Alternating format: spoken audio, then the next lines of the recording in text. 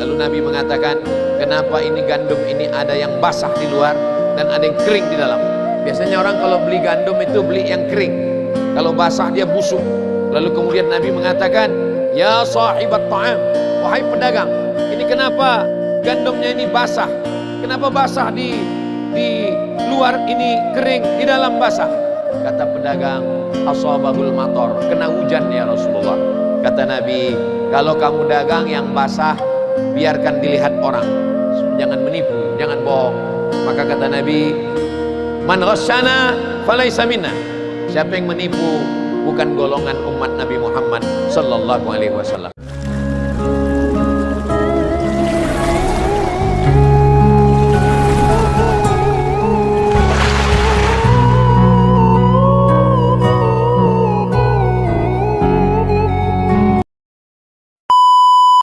Dari bunyi sambutan salam sepertinya jamaahnya kehujanan.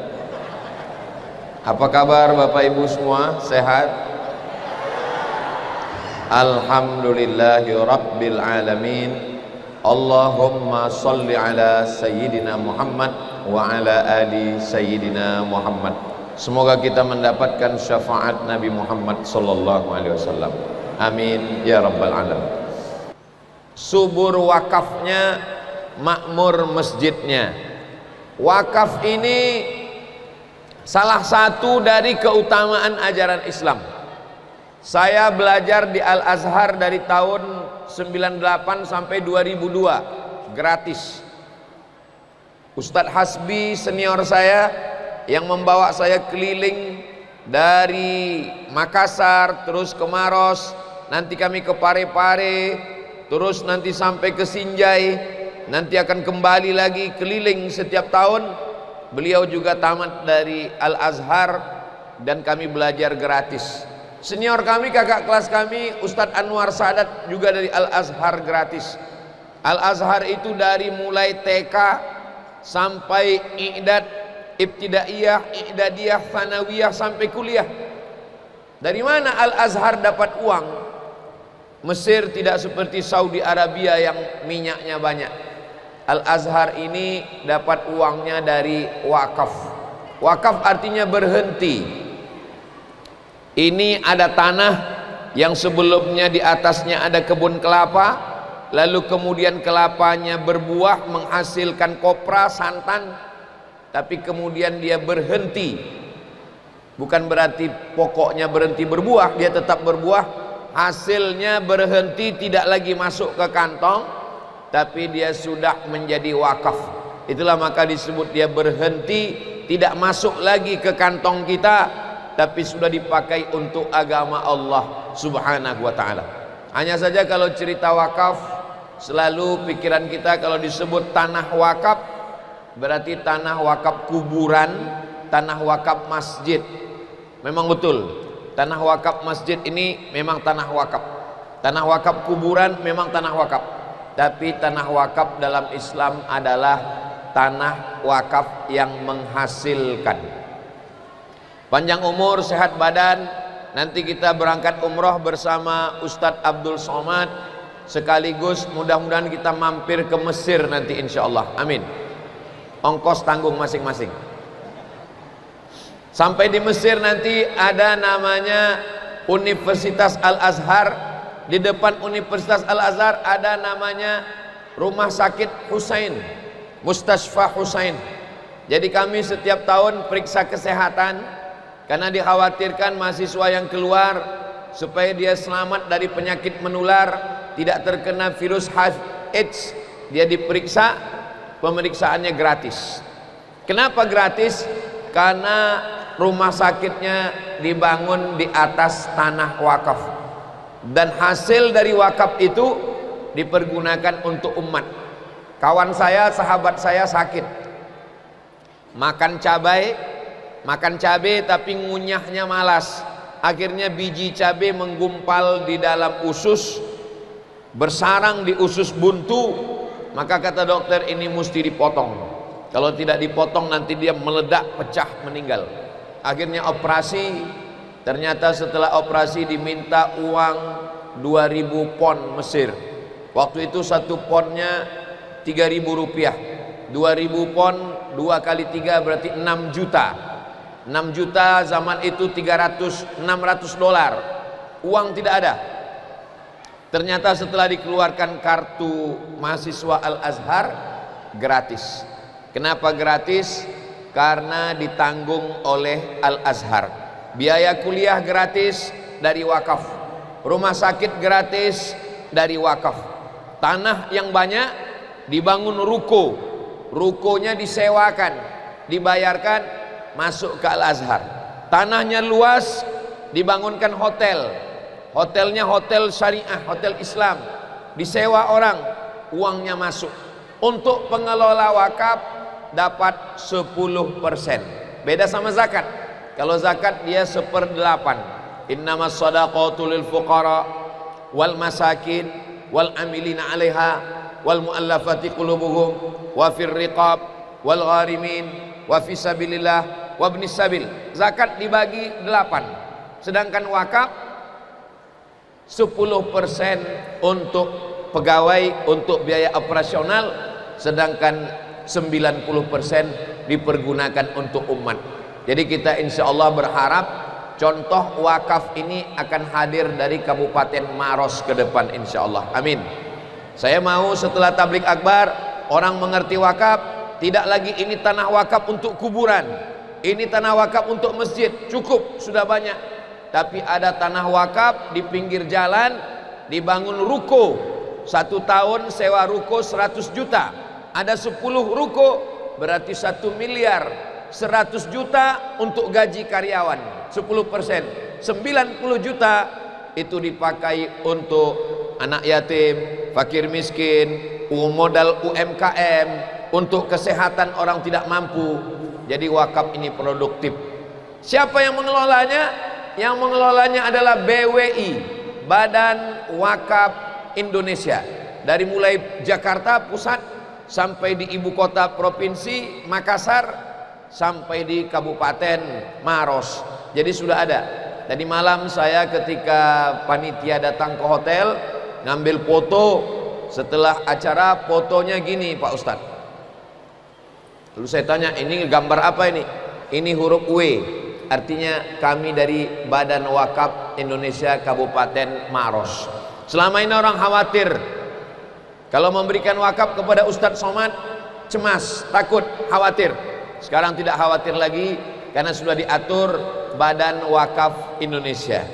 Bedanya dengan sedekah, kalau sedekah ada uang kita masukkan ke kotak, infak, sedekah. Tapi kalau wakaf dia mesti ada 4 rukun. Yang pertama, orang yang berwakaf, ini saya wakafkan tanah. Yang kedua, yang menerima wakaf, namanya nazir wakaf, saya menerima wakaf. Yang ketiga, barang yang diwakafkan, ini tanah wakaf. Yang keempat adalah ijab dan qabul. Saya wakafkan tanah ini ke Badan Wakaf Indonesia Kabupaten Maros tunai, saya terima. Maka ketika sudah diterima, didaftarkan ke Badan Wakaf Indonesia sebagai nazir. Nanti suratnya dibawa ke kantor KUA, maka Pak KUA inilah yang mengeluarkan akta ikrar wakaf. Makanya nanti kalau selesai acara ini bapak-bapak ke kantor KUA, harap ibu jangan curiga, karena mereka sedang mengurus akta ikrar wakaf. Insya Allah tidak lama. Saya pernah mengurus akta ikrar wakaf, masuk jam 8, jam 11 sudah keluar. Dapat kertas 1 lembar, dibawa ke BPN, Badan Pertanahan Nasional. Maka surat tanah kita sudah berubah nama menjadi, tidak lagi ada nama Abdul Somad pemilik tanah, sudah berubah menjadi tanah wakaf. Alhamdulillah di beberapa tempat setelah kita tablik akbar tentang wakaf, jamaahnya semangat. Pak Ustadz, Bapak Ketua Majelis Ulama Indonesia, Guru Ta, Ketua Badan Wakaf Indonesia, itu kebetulan ada tanah, saya wakafkan. Tanah siapa Pak? Enggak tahu tanah siapa. Nah, enggak bisa. Kita mesti mewakafkan tanah yang memang kita miliki. Bapak kalau punya tanah, ditanam kelapa sawit, ditanam karet, ketika meninggal dunia tinggal. Tapi kalau tanah wakaf, 3. La yuhabu, tidak bisa dihibahkan. Wala yuba'u, tidak bisa diperjualbelikan. Wala yurathu, tidak bisa diwariskan. Saya mewakafkan tanah 2 hektar untuk pondok pesantren. Jadi kalau saya mati, tanah ini tidak bisa diwariskan ke anak saya, tidak bisa dihibahkan ke orang lain, tidak bisa diperjualbelikan. Dia sudah jadi wakaf.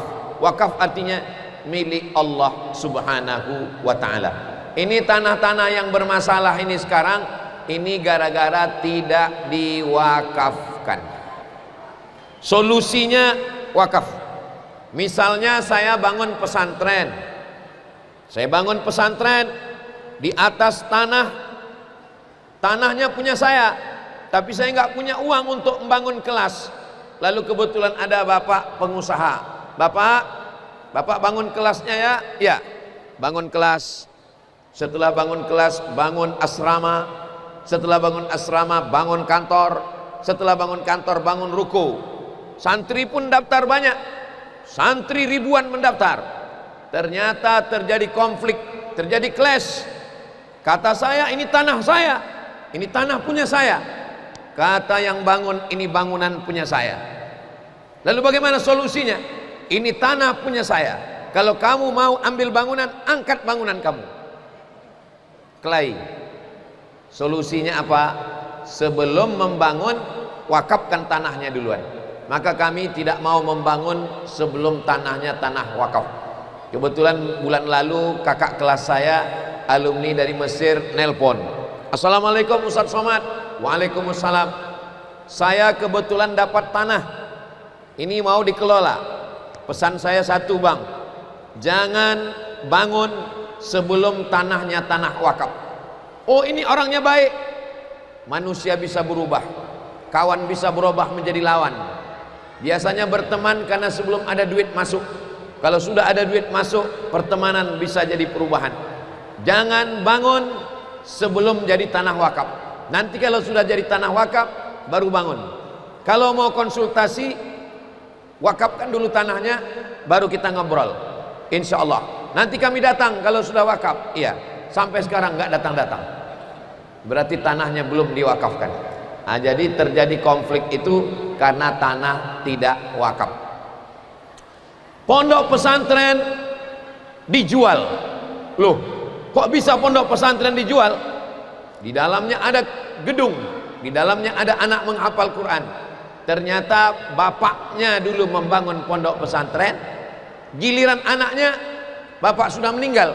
Anak mau berbagi harta warisan. Anak mau berbagi, ini untuk anak nomor 1, ini untuk anak nomor 2, ini untuk anak nomor 3, ini untuk anak nomor 4. Akhirnya mereka kapling-kapling. Kenapa terjadi? Karena tidak diwakafkan.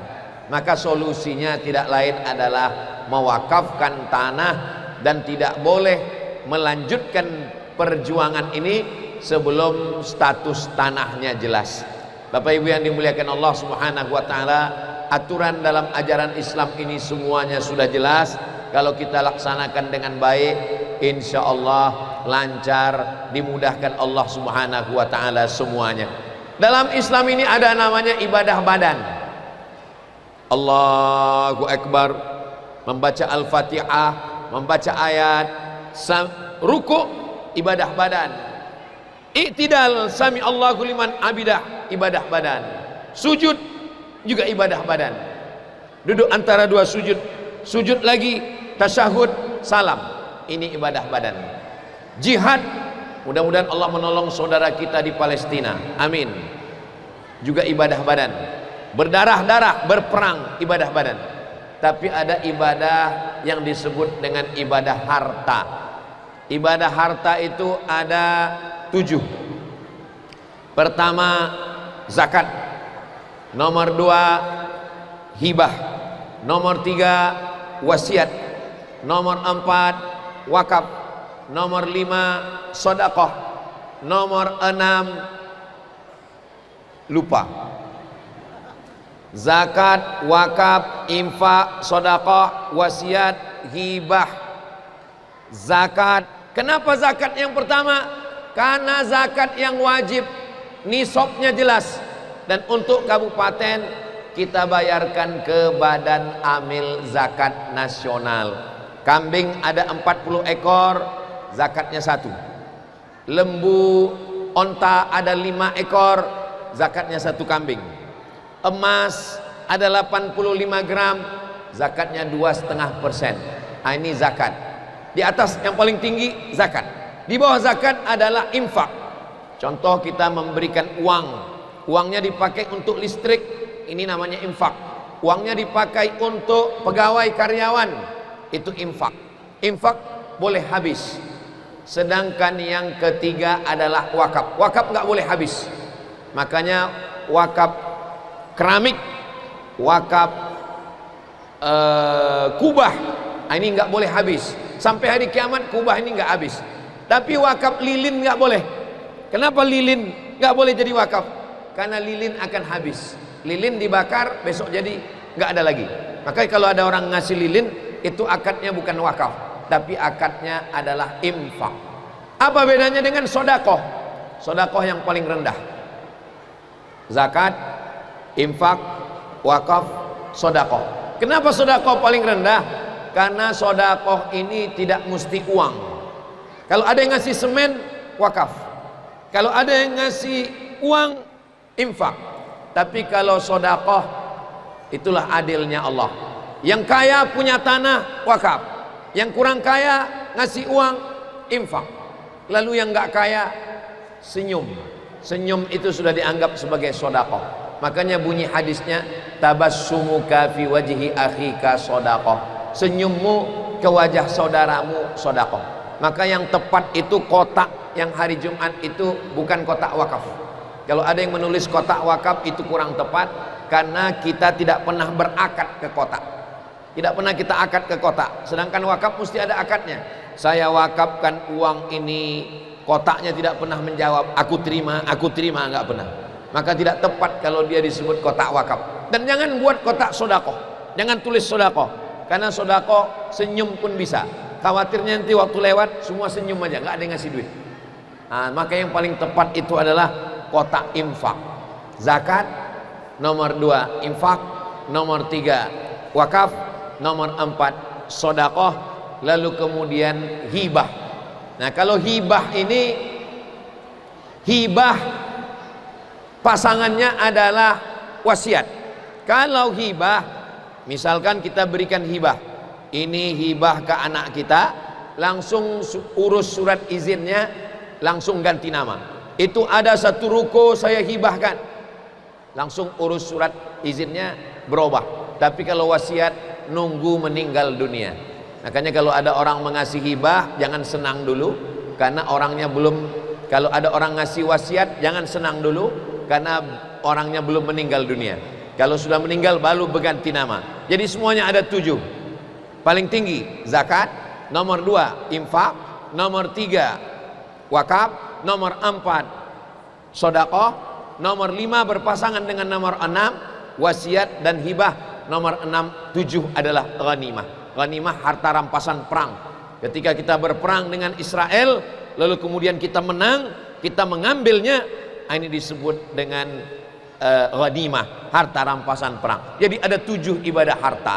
Dalam Islam ini orang tidak hanya disuruh membaca Quran. Membaca Quran ibadah lisan. Lisan beribadah. Subhanallah walhamdulillah wala ilaha illallah wallahu akbar wala haula wala quwata illa billahil aliyil azim. Jadi ibadah ada 4. Ibadah badan sudah, ibadah harta sudah, ibadah lisan sudah. Ibadah yang keempat adalah ibadah hati. Ibadah hati itu adalah sabar, tawakal, ridho, qanaah, khusyuk. Ini ibadah hati.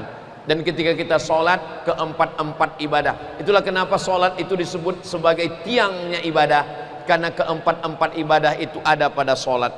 Ketika kita sedang sholat ada ibadah badan, Allahu Akbar. Ketika kita sedang sholat ada ibadah harta, karena kita memakai kain untuk menutup aurat dari pusat hingga ke lutut bagi laki-laki. Ketika kita sedang sholat ada ibadah lisan, karena kita membaca Al-Fatihah. Tidak sah solat kalau tidak baca Al-Fatihah. Ketika kita sedang solat, ada ibadah hati, karena hati kita sedang khusyuk mengingat Allah Subhanahu wa ta'ala. Jadi anak-anak kita sadarkan, maka insya Allah kalau wakaf ini tumbuh berkembang, tidak akan ada lagi umat Islam yang menunggu sumbangan 2.000 rupiah dari supir yang lewat di pinggir jalan. Maka tepat sekali slogannya, subur wakafnya, makmur masjidnya. Ini mikrofon ini unik, kalau kita ke depan dia suara, ke samping suaranya hilang. Jadi memang kita harus khusyuk kepada jamaah. Subur wakafnya, makmur masjidnya insyaallah. Mudah-mudahan program dari Kabupaten Maros ini terus berkelanjutan sampai ke anak cucu kita, sampai ke hari kiamat insyaallah. Amin ya rabbal alamin. Ini juga untuk membantah orang yang mengatakan bahwa Islam itu tidak mementingkan harta. Ini tidak benar. Siapa yang bisa mewakafkan kalau bukan orang kaya? Maka kalau ada orang mengatakan Islam ini tidak penting harta, ini masjid cantik. Jadi saya tanya Bapak Bupati, Bapak Bupati, ini masjid agung kita? Ya, ini masjid agung kita cantik.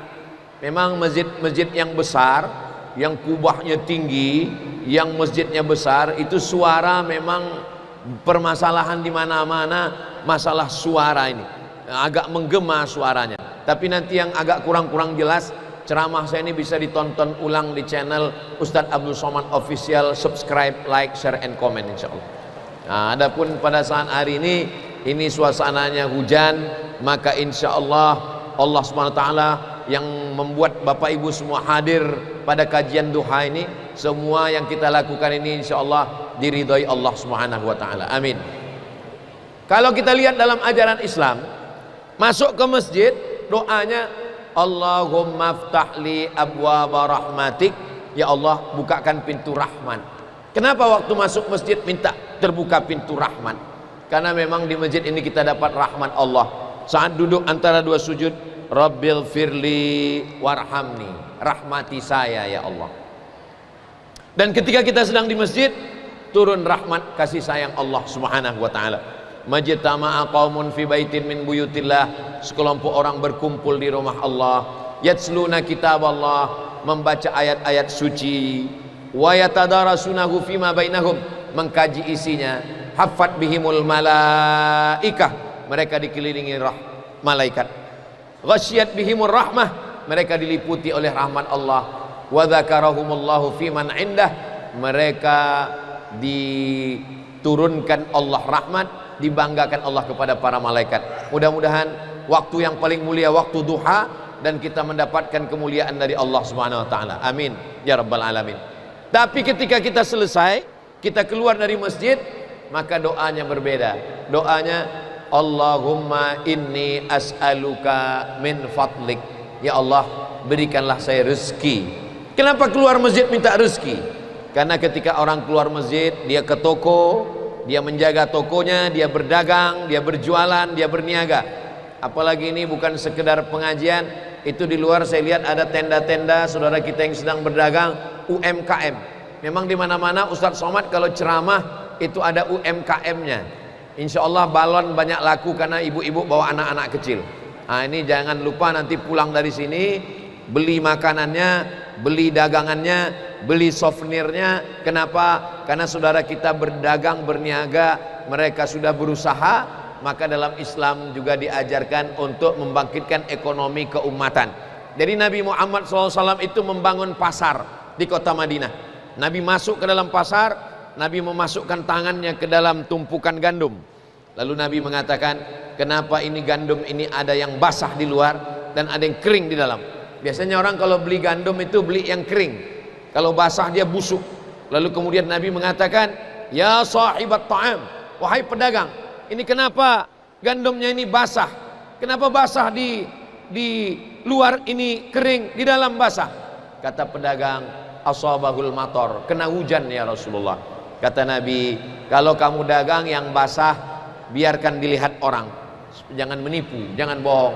Maka kata Nabi, man ghasyana falaysa minna, siapa yang menipu bukan golongan umat Nabi Muhammad sallallahu alaihi wasallam. Jadi Nabi tidak hanya mimpin sholat, tidak hanya jadi imam, tidak hanya baca Quran, tidak hanya berzikir, tapi juga Nabi mengawasi, mengontrol pasar supaya jangan sampai ada peniaga pedagang yang curang dalam perdagangannya. Makanya ada surat-surat di dalam Al-Quran itu yang khusus untuk pedagang. Wailul lil mutaffifin, celaka bagi orang yang curang dalam timbangan. Siapa itu orang yang curang dalam timbangan? Alladzina idza talu 'alan nasi yastawfun. Kalau mereka beli, mereka mau dagangannya penuh. Kalau mereka mau beli, dia mau penuh, timbangannya penuh. Wa idza kaluhum aw wazanuhum yukhsirun. Tapi kalau mereka jualan, mereka mau timbangannya kurang. Karena dengan kurangnya timbangan itu mereka untung. Maka dalam Islam diajarkan man ghasyana falaysa minna.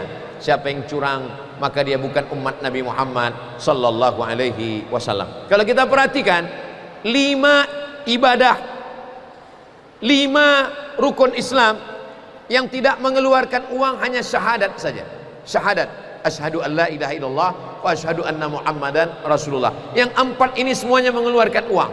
Salat, zakat, puasa, haji. Salat, di antara syarat salat menutup aurat, membeli mukena, membeli kain, menutup aurat, pakai celana, pakai baju, pakai sorban dengan uang. Berarti mencari uang juga wajib, karena kaedahnya ma la yatimul wajib illa bihi fahuwa wajib. Salat itu wajib. Syarat sahnya salat menutup aurat. Tidak sah salat kalau tidak menutup aurat. Maka menutup aurat wajib, membeli kain untuk menutup aurat wajib, maka mencari uangnya juga wajib. Salat, zakat. Zakat ada batas nisabnya, 85 gram. Berarti siapa orang Islam penghasilannya kurang dari 85 gram, dia tidak wajib berzakat. Zakat adalah harta. Yang ketiga adalah puasa. Puasa juga dengan uang. Kenapa? Karena Nabi mengatakan man fattara shaiman, siapa yang memberikan buka puasa kepada orang yang berpuasa, kana lahu mithlu ajri shaim, sama seperti orang yang berpuasa. Maka kita belikan nasi, kita belikan makanan, kita belikan minuman, kita sudah melaksanakan sahur, tasaharu, bersahurlah. Fa inna fis sahuri barakah, karena dalam sahur itu ada barakah. Yang keempat, yang kelima adalah haji. Haji juga adalah semuanya uang. Ongkos pesawatnya uang, sampai di kota Makkah hotelnya uang, kemudian beli kain ihramnya juga uang. Saudara keluarga yang ditinggalkan itu juga mesti ada uang. Maka kalau ada orang mengatakan Islam ini agama yang tidak mementingkan uang, maka dia mesti mengkaji lagi dalam Islam. Maka kalau orang Islam punya uang sedikit, dia berinfak. Sudah punya agak banyak sedikit, dia berwakaf. Usahakan sebelum mati kita pernah berwakaf. Jadi sebelum kita meninggal dunia, mudah-mudahan kita semuanya berwakaf insyaallah. Mudah-mudahan Allah bukakan pintu rezeki, Allah berikan kita kebaikan dunia dan akhirat insyaallah. Amin ya rabbal alamin.